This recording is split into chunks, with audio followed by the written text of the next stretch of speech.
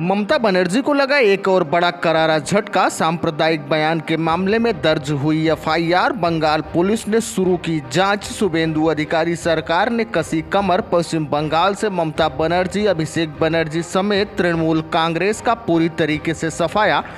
जी हां साथियों, पश्चिम बंगाल में बीजेपी की सरकार बनने के बाद से ही लगातार ममता बनर्जी हो, अभिषेक बनर्जी या फिर तृणमूल कांग्रेस की वो बड़े नेता जो अपने सत्ता के बल पर लगातार मलाई काट रहे थे और पश्चिम बंगाल में लगातार घोटालों को अंजाम दे रहे थे, मनमर्जी चला रहे थे, अब उन पर एक एक करके उनके कारनामों की फाइलें खुलती जा रही हैं। और इसी बीच बड़ी खबर सामने आई है जहां पर ममता बनर्जी को एक और बड़ा झटका लगा। सांप्रदायिक टिप्पणी को लेकर ममता बनर्जी के खिलाफ एफआईआर दर्ज की गई है।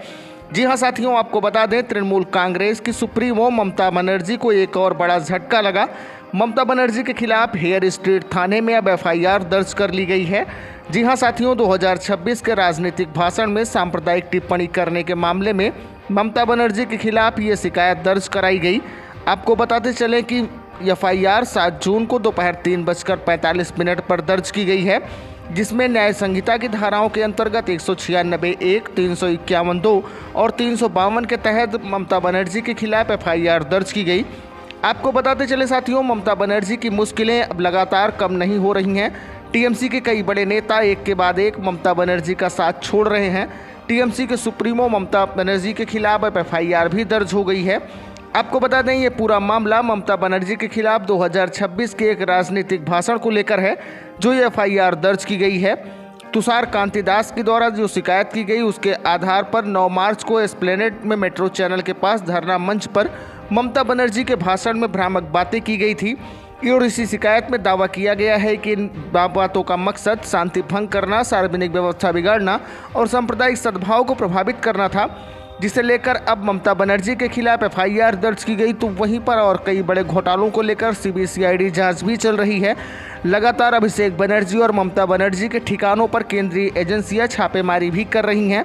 अभी आज ही खबर आई थी कि ममता बनर्जी के भतीजे, लाडले भतीजे अभिषेक बनर्जी के घर सुबह तड़के 3 बजे ही बंगाल पुलिस की बड़ी टुकड़ी ने छापेमारी की और रेड किया था, जहां पर बड़ी संख्या में जांच की गई और लगभग जांच की कार्रवाई जो है साथियों 4 घंटे से भी अधिक समय तक चली है। आपको बता दें, जो ममता बनर्जी के खिलाफ एफआईआर दर्ज की गई है, इसमें कानूनी प्रक्रिया के अनुसार मामला दर्ज कर लिया गया है। जो पुलिस अधिकारी हैं उनके द्वारा बताया जा रहा है कि शिकायत मिली है और कानूनी प्रक्रिया के तहत मामला दर्ज किया गया।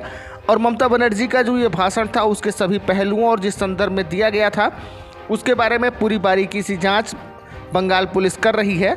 आपको साथियों बता दें, जब से पश्चिम बंगाल में बीजेपी की सरकार बनी है, उसके बाद से तो ममता बनर्जी की टेंशन बढ़ गई है। पश्चिम बंगाल में हालिया विधानसभा चुनाव के नतीजों के बाद राजनीतिक तनाव के बीच ये एफआईआर ममता बनर्जी के खिलाफ दर्ज हुई है। हालांकि जो टीएमसी है उसने ये कहा है कि ये एफआईआर जो है वो पूरी तरीके से राजनीतिक रूप से प्रेरित है। पार्टी नेतृत्व को लगातार निशाना बनाने की कोशिश की जा रही है। वहीं पर साथियों, आपको बता दें कि ममता बनर्जी को एक के बाद एक कई झटके लग रहे हैं। ममता बनर्जी के बीते 4 दिनों में 4 राज्यसभा सांसद से इस्तीफा मिल चुका है। शुभेंदु शेखर राय, सुष्मिता देव, प्रकाश चिकबडाइक और अभिनेत्री सांसद कोयल मल्लिक ने उच्च सदन की सदस्यता छोड़ दी। लोकसभा और राज्यसभा दोनों सदनों में मिलाकर अब तक 19 सांसदों की लिस्ट सामने आ गई है, जिन्होंने ममता बनर्जी का साथ छोड़ने का फैसला कर लिया है।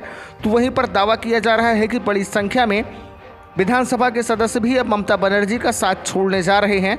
जी हां साथियों, ममता बनर्जी ने जिस गुंडागर्दी के साथ पश्चिम बंगाल में अपनी सरकार चलाई थी, अब सरकार जाने के बाद वो भागी भागी फिर रही हैं, सड़क पर आ चुकी हैं। आप अपनी क्या राय रखते हैं ममता बनर्जी को लेकर? खुले मन से कमेंट बॉक्स में ज़रूर लिखें।